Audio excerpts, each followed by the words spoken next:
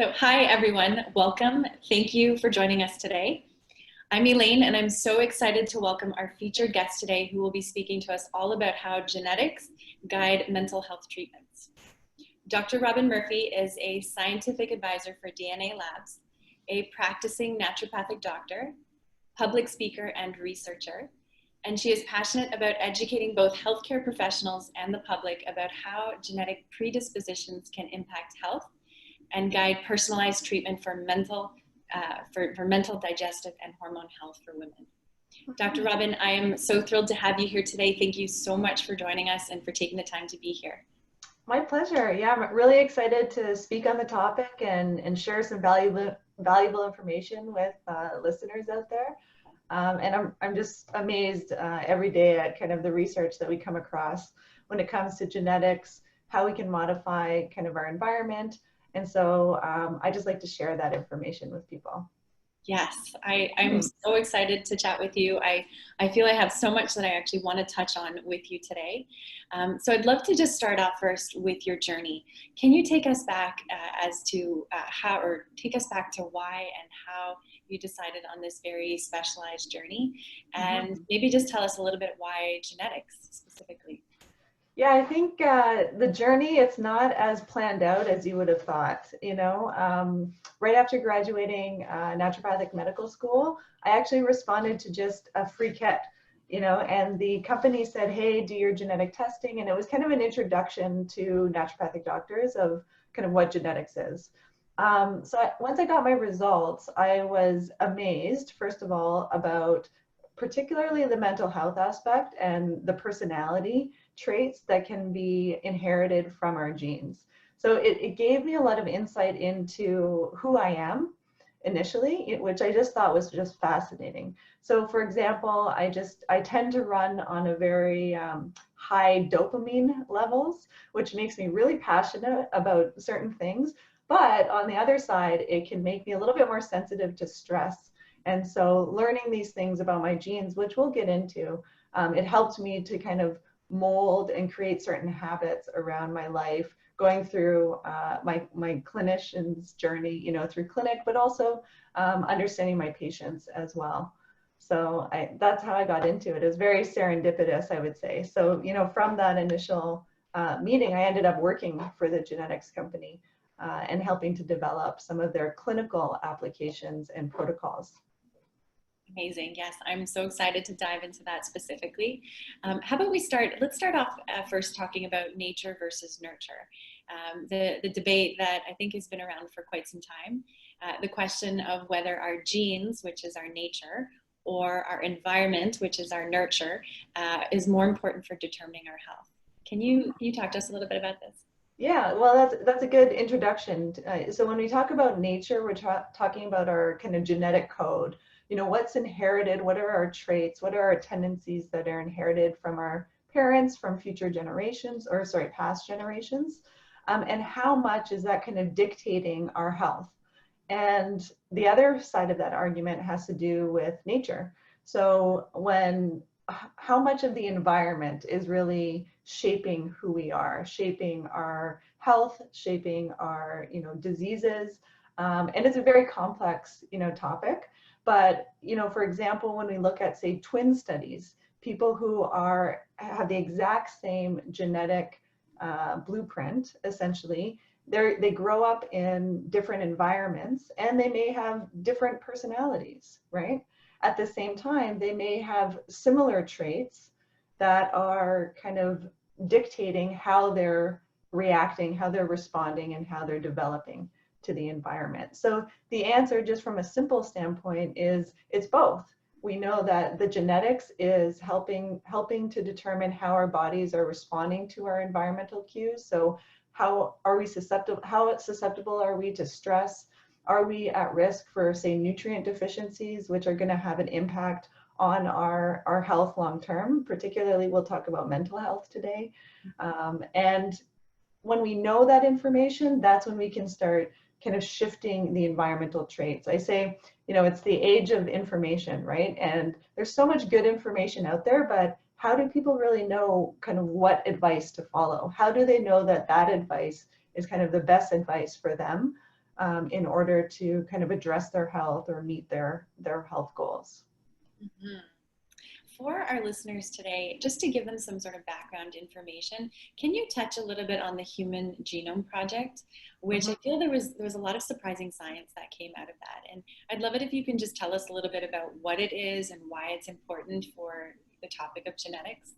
Yeah, so this is kind of what started the whole industry of genetic testing. Is the first genetic test was about $1 billion. And that was in order to try and code and figure out what the actual genetic, all the genes that were involved. And what the scientists expected to find is thousands and thousands of genes which related to all of the proteins, all of the functions, within human health. And what they found is there's about 23,000 genes, so way less than they thought.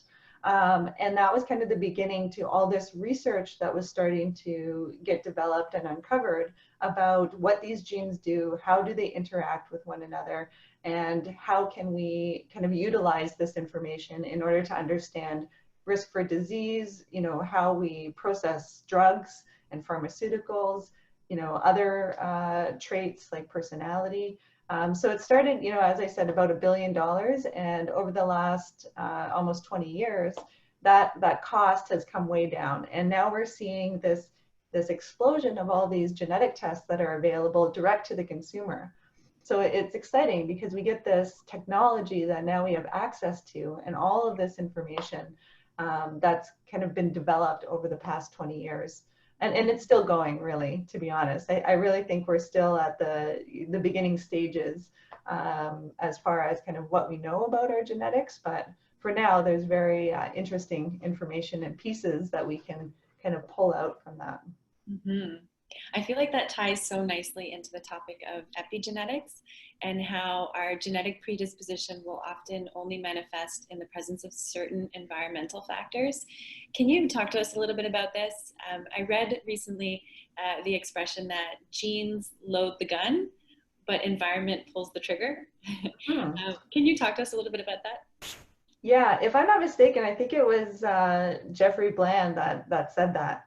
So he's one of the people that have been quoted with that saying. And what that means is essentially this kind of nurture versus nature. So our genes are loading the gun, which means we kind of have a set of instructions that we can pull from. And these instructions are essentially telling our body, what enzymes to make, how these enzymes function, all the proteins in the body.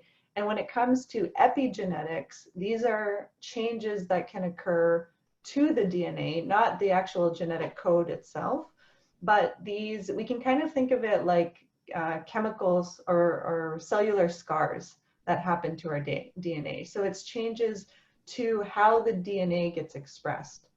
And when we look at certain studies, when we look at certain effects that the environment have, for example, there can be transgenerational effects that occur because of epigenetic changes. So what that means is, say, for example, during the Dutch famine, 1944 to 1945, women who were pregnant at that time obviously were going through nutritional hardship. They were deficient of certain nutrients. And their bodies, as the baby is growing and as the baby is learning and developing its organs and brains, it's trying to maximize its survival, right? So there's what we found out, and from this study, is that there's traits that were passed down through epigenetic changes from the mother into the baby. And what happened is these were kind of like a metabolic set point. So it wasn't changes to the actual genes themselves, but it was changes that led the fetus to be born a little bit smaller and a little bit heavier. And it was kind of this education that the baby received to try and maximize its chances of survival for its lifetime. Now, the Dutch famine, it only lasted for a year. So those babies ended up being at an increased risk for poorer health because of those changes, because food was obviously not scarce for the entirety of their lives.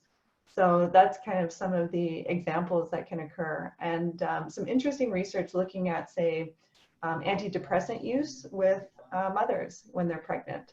So again, you know, you're taking a drug, and it may be absolutely necessary. I think there's absolute need, you know, to using these sometimes. So I'm not saying that that is not appropriate, but from this we can see that it can actually change the baby's response to stress. And they've even done studies with zebrafish, looking at 3 generations down, that even, you know, these mothers that were exposed to antidepressants, it can affect how the grandchildren are responding to high stress environments. So when we talk about kind of the nature, or sorry, the nurture piece of it, it's really you know, affecting how some of these pathways get expressed, which is separate to the genetic code. So some, you know, some clinicians, some people say, well, why would you even test the genetic code? Because we know that it can still have an impact.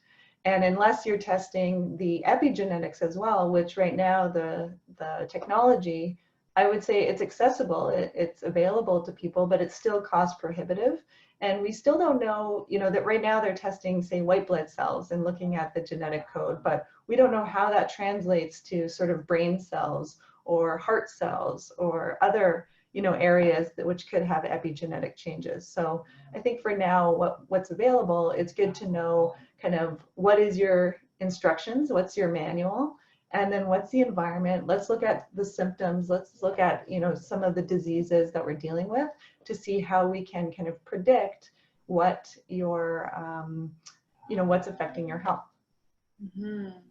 That's so fascinating. I think for the mere fact that we hold so much power in our decision making, not only for our own genetic expression, but for generations to come. I think that is huge. That's so powerful, and I think that really almost needs to be emphasized. And I can see how genetic testing really allows us that opportunity to dive deep and understand you know, the power that we have for our everyday choices for ourselves and for future generations.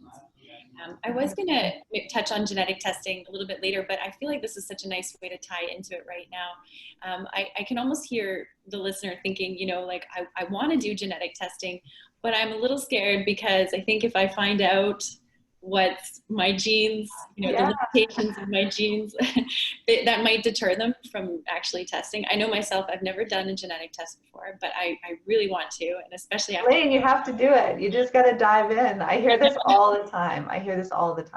I'm going to connect with you first for as soon as we're done this chat. I'm going to set up a time with you, because I think that I've been wanting to do it for a long time. I just haven't had the right opportunities, or I don't know, I guess I've been putting it off. But basically the idea is that I think a lot of people will put it off because they're worried, oh, if once I know about my genes and the limitations, then I'm doomed, or then, you know, basically I imagine that people put it off because they feel like, oh, I'm doomed to my genes, or my genes are my destiny. Can you talk a little bit about that, how that's not true? Mm-hmm. Well, this is kind of one of the number one, you know, hesitations that I get, or feedback that I get from the public, is saying, even my parents, they're like, it took them years. I've been in this for a long time, and it took them years for them just to do their genetic test. So, for example, we have a family history of Alzheimer's. My Nana had Alzheimer's, and a lot of people will think, well, I don't want to know that information. I'm not going to be able to do anything about it. My genes are my destiny, essentially. And there are different types of genetic tests. So there are genetic tests that are looking at very specific genetic-based diseases, where even, for example, breast cancer. A lot of people have heard about kind of the breast cancer gene called BRCA1 or BRCA2. Angelina Jolie, I think, made it very publicized, where women who inherit this version of the gene, so you can have different, it's one gene, but different versions of this, will then lead to a very high risk for breast cancer. So up to 40% of women will be, you know, will get diagnosed with some type of breast cancer. And so a lot of people think, well, you know, I don't want to have that stress of knowing that this could happen.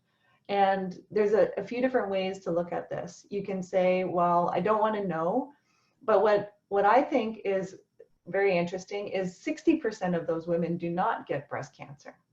So as a clinician, I think, okay, what are the environmental changes? What is special about that group that is not allowing this very high penetrance gene to get expressed or to cause disease, right? So when we look at, that type of genetic based testing, that would be done in a hospital, right? So I think it's still valuable information because then patients can then make educated decisions about what their kind of treatment protocols are going to be, or prevention, or maybe more surveillance, right? So even that information, which can be more anxiety provoking for individuals, it can be useful. Then there's other types of genetic tests that are out there. So what we're talking about today is something called pharmacogenomics, which has to do with how is your body breaking down certain drugs that were prescribed? Do you have a risk for having side effects? Or are you likely not to be able to respond to a typical dose because you're, metabolizing and breaking through that drug really quickly? And then another side of it is lifestyle genomics. So this is looking at a whole number of different pathways. We're looking at kind of, is there risk for nutrient deficiencies? Are there changes within our neurochemical pathways which can sort of influence how we're responding to stress, or increasing our risk for depression based on kind of life events? This type of genetic information is directly impacted by our environment itself. So what it's telling us is there can be changes, but those changes won't necessarily lead to a problem unless there's a particular environment. So just as an easy example, some people have a risk for B12 deficiency. So they're, eating food with high B12, but they're not actually absorbing it as efficiently as other people. So they have a risk for low vitamin B12, right? And B12 is essential for brain health, for mood, for depression. Low B12 is linked to dementia, depression, other mental health disorders. So if someone is, say, vegetarian and they're not eating a diet high in B12, well, those are the individuals who are going to be at the highest risk for depression. So it would be helpful if they knew this, because then you think, well, I already know that this could happen. I'm going to maybe not be a vegetarian, or maybe I'm going to supplement to make sure that I am compensating for some of these deficiencies which can occur. This is so fascinating. I love this in terms of understanding our sensitivity to stress. And to give you an example for myself, when I do HIIT classes, I find my energy levels are all over the place. And I almost wonder, and I'm curious, when I do my genetic test, I'm going to see, my sensitivity to stress and how I sort of, my body genetically manages that. Can you tell us a little bit about that? Because I feel like it ties really well into mental health. Yeah, definitely. So when we look at some of the neurobiochemical pathways, so say, for example, dopamine, we talk about our neurotransmitters, dopamine, serotonin, adrenaline. The theory is that when there's various levels of these neurotransmitters in the brain, it can alter kind of susceptibility to stress. So researchers have kind of dove into some of these pathways to understand, how are our genetics altering how we break down these neurotransmitters, and what the availability is. So one particular gene that's gotten a lot of attention has to do with, it's called COMT, so catechol O methyltransferase. It's a little bit of a mouthful, I know, but it's more commonly known as COMT. So this enzyme, what it's doing is, as the body, we're engaging in something that's pleasurable, that's exciting, we're getting our adrenaline up, we're getting our dopamine up. Dopamine is all about reward, satisfaction, internal pleasure pathways. So as we elicit those responses, to these environmental cues, our body will produce dopamine. Well, that dopamine is hanging out in the brain, and it turns out that genetic variations can actually change how we're breaking down, how quickly we're breaking down the dopamine. So the faster it's kind of broken down and eliminated from the brain, the less dopamine that you're going to have available for the brain to actually utilize. So if we think about, this context of what dopamine does, if you have less dopamine, you think you have less motivation, just to simply put it, less motivation, less drive, less internal reward, right? And so this has then been associated with how people are responding to, say, stressful environments. So if you're in a very stressful state, like public speaking is kind of number one fear that a lot of people have. If you're able to kind of clear that dopamine really quickly, studies show that you are actually better under stress than the other individuals who are slow at kind of breaking down that dopamine. Where when they do, they put these poor patients under high stress situations and then give them math problems, to complete. And because they're able to kind of keep the dopamine and adrenaline at bay, they're actually better able to, perform on these type of tests. So whereas the other individuals, it's more difficult for them to kind of clear the dopamine. So they have higher levels of dopamine in the forefront of their brains, called the prefrontal cortex. And so this has been associated with what's called a worrier type of personality. They tend to, they get to a certain point, dopamine can be very beneficial to kind of brain function, problem solving, drive, motivation, but you get to a threshold and you get to a point where it starts to become more irritative. So you'll see more anxiety, inability to kind of perform under stress. And this is kind of what we've learned through genetic alterations.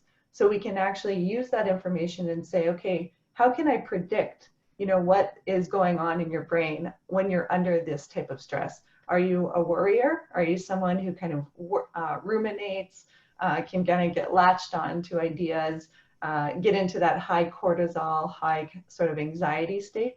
Or are you someone who maybe performs better under stress? But we also know that, version of those genes can also have other predispositions.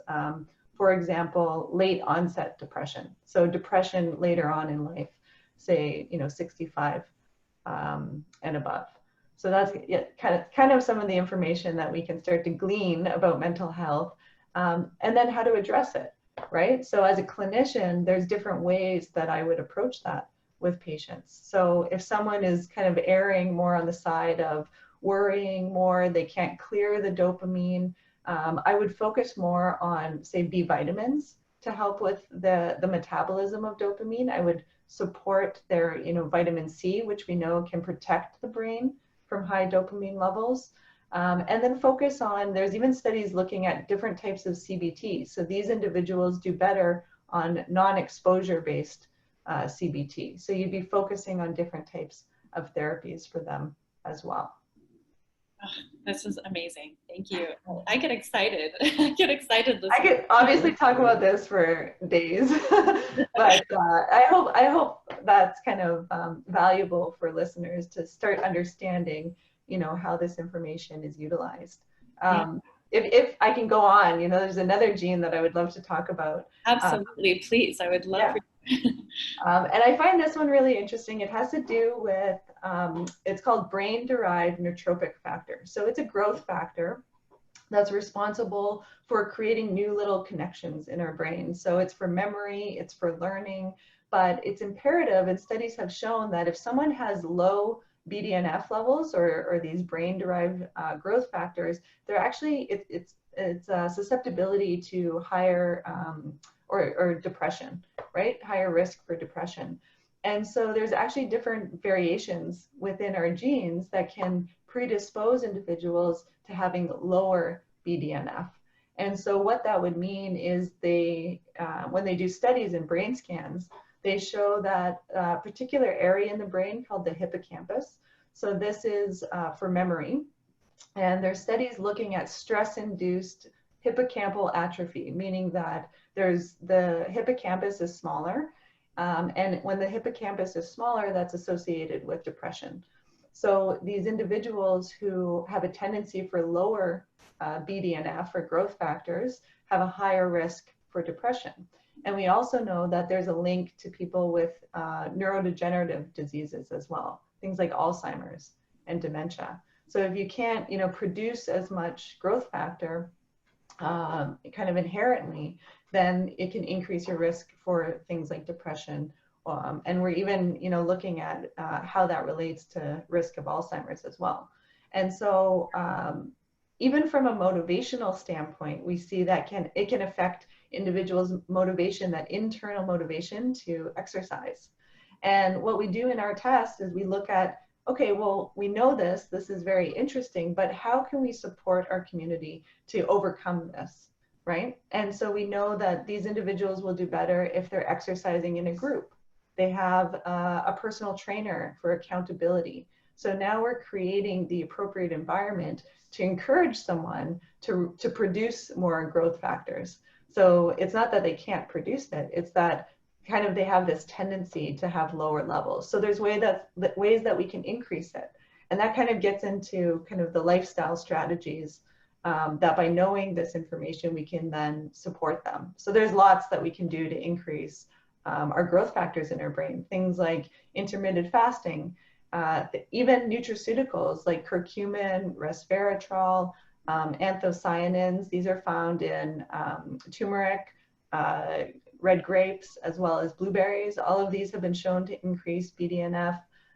Exercise is a big one that we can utilize. And we know that exercise is extremely helpful for people who have depression or they're suffering from depression, or as a preventative as well.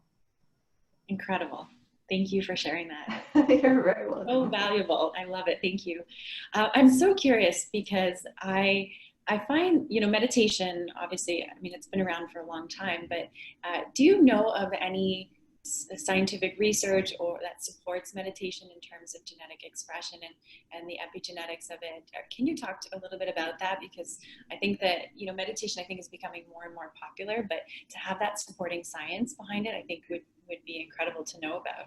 Yeah, definitely. Even just with brain-derived growth factors, we know that meditation will increase these growth factors and increase the concentration of the nerves inside the brain, meaning that the gray matter will be a lot more dense when they look at brain scan of people who meditate versus those who don't.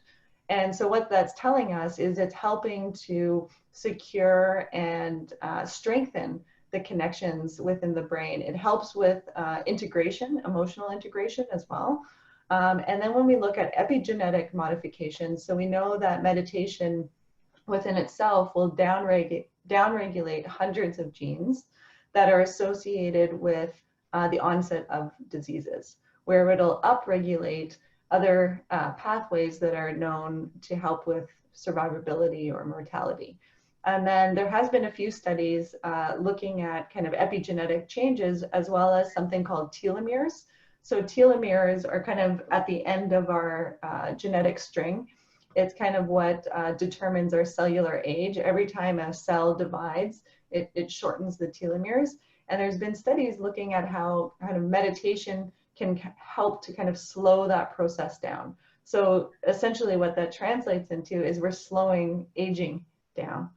So I think that's really, really fascinating. And even with, the genes that I talked about, meditation has been shown to help kind of regulate the brain. It's called the HPA axis. So the brain, the hypothalamus, the pituitary gland, and the adrenal gland. So kind of our whole stress pathway, it can help to regulate.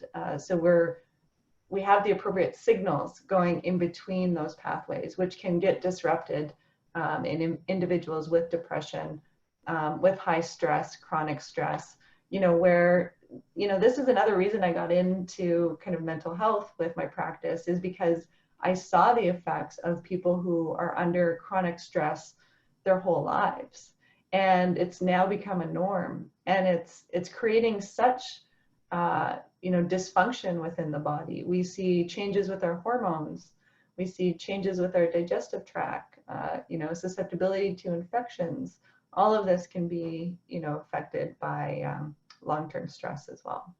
So meditation, I always recommend. And there's a book that I recommend to all my patients for the most part, if I think it's going to be helpful. It's called the Mindfulness-Based Stress Reduction Workbook by Bob Stahl. Yeah, so this was it's a program that was developed out of the University of Massachusetts for individuals, for veterans who had PTSD.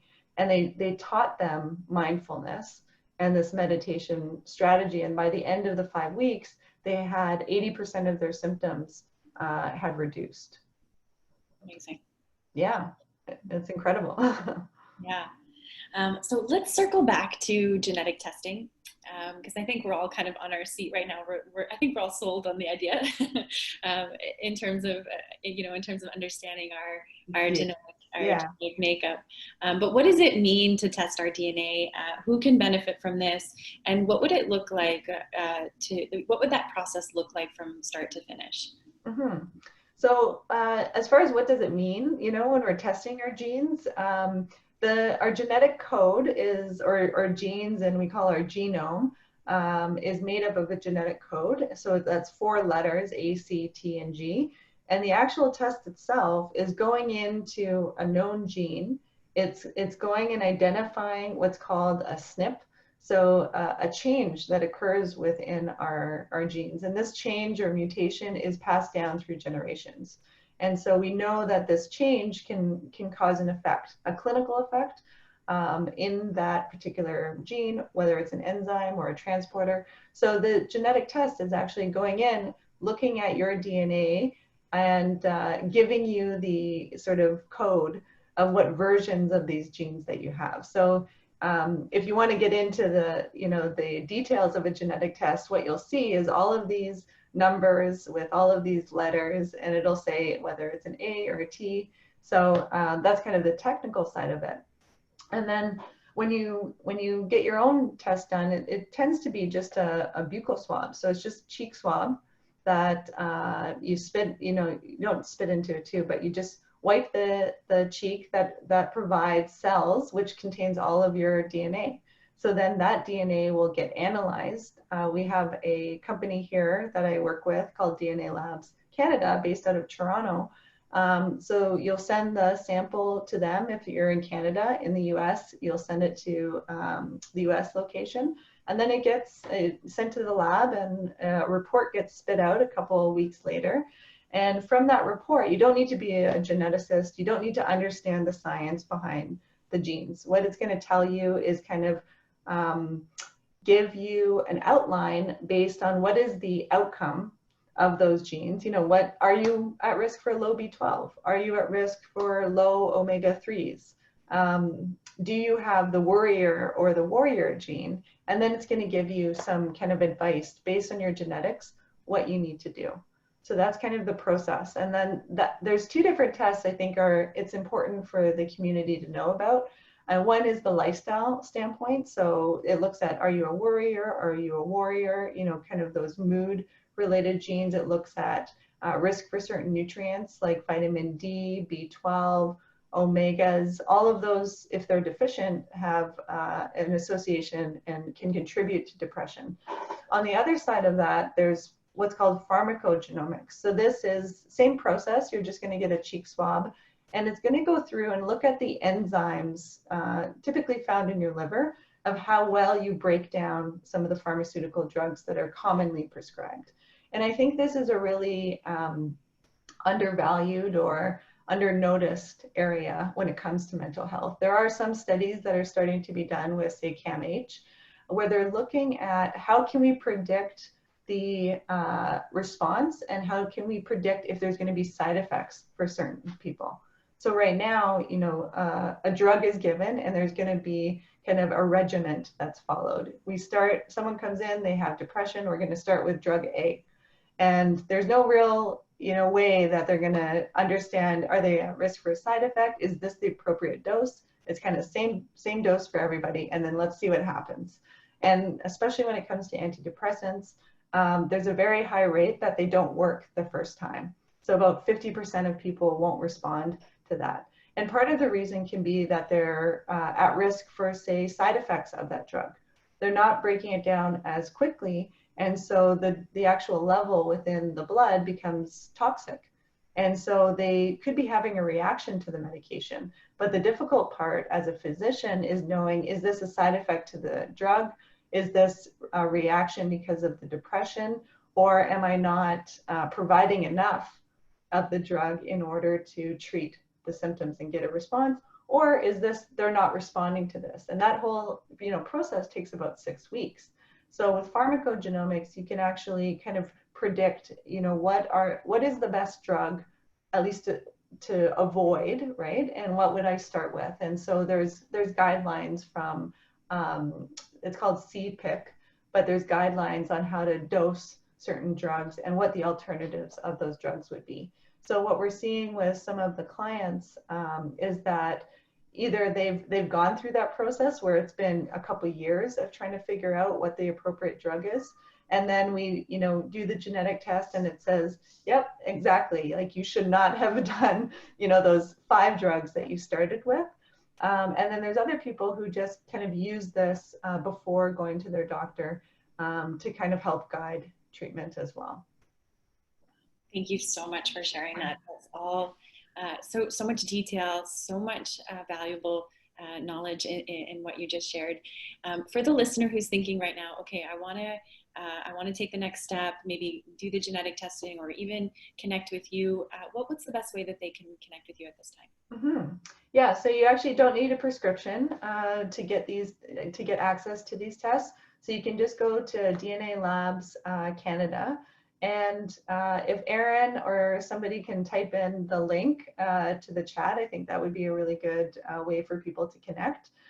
Or you can connect with me directly. So through social media, it's at Dr. Robyn Murphy. You can DM me. You can go to my website, www.drrobynmurphy.com. And that way everyone can just reach out. I welcome questions.